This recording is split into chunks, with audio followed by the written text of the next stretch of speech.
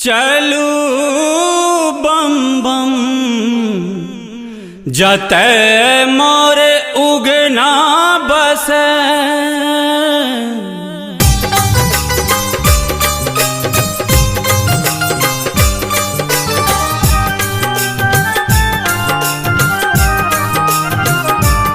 अपने सब सुन रहल छी जय गंगा कैसेट प्रस्तुति।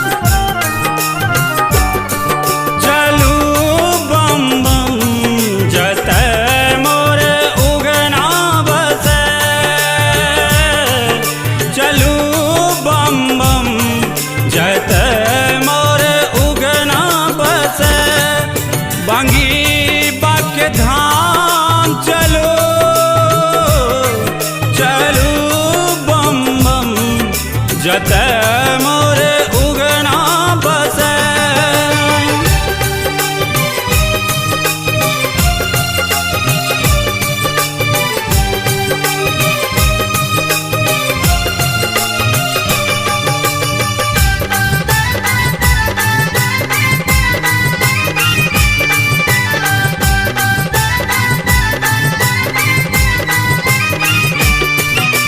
विकट रूप धर नंगा जटा में गंगा के धारियो। सर्प सिंह पसरल सगरे बसहा पर छ सवारियो।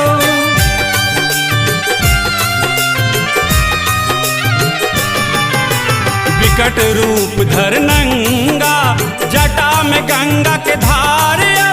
सर्प सिंह पसरल सगरे बसहा पर छ सवारियो। की कहो की सुनु हे की कहू की सुनु नंगटा के रूपक विषय। चलू बम बम जतै मोर उगना बसे।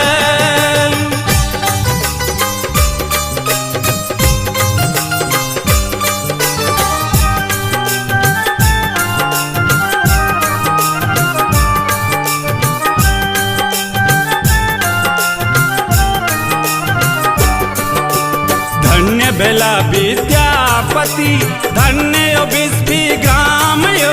जय पावन धरती पर उगना शिव जी के नाम यो।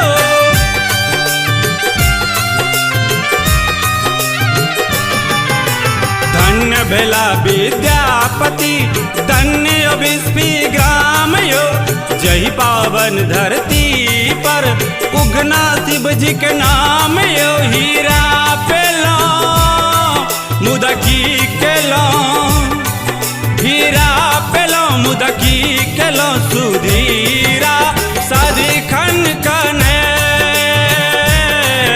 चलू बम बम जतै मोर उगना बसे।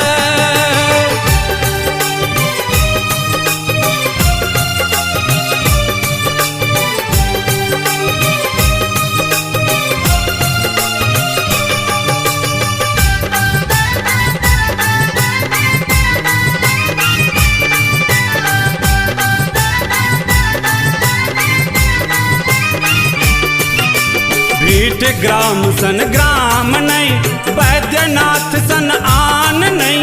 चाकर बना के राखू यो मांगब किछो दाम नहीं।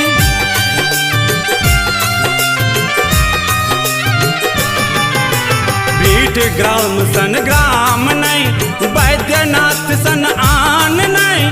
चाकर बना के राखू यो मांगब किछो दाम नहीं। हर हर सुनो हे हर नहीं बनो हे हर नहीं बनो। हर हर सुनो रूपेश के हेरियो कने। चलू बम बम जतै मोर उगना बसे। बंगी बाके धाम चलो चलू बम बम जतै मोर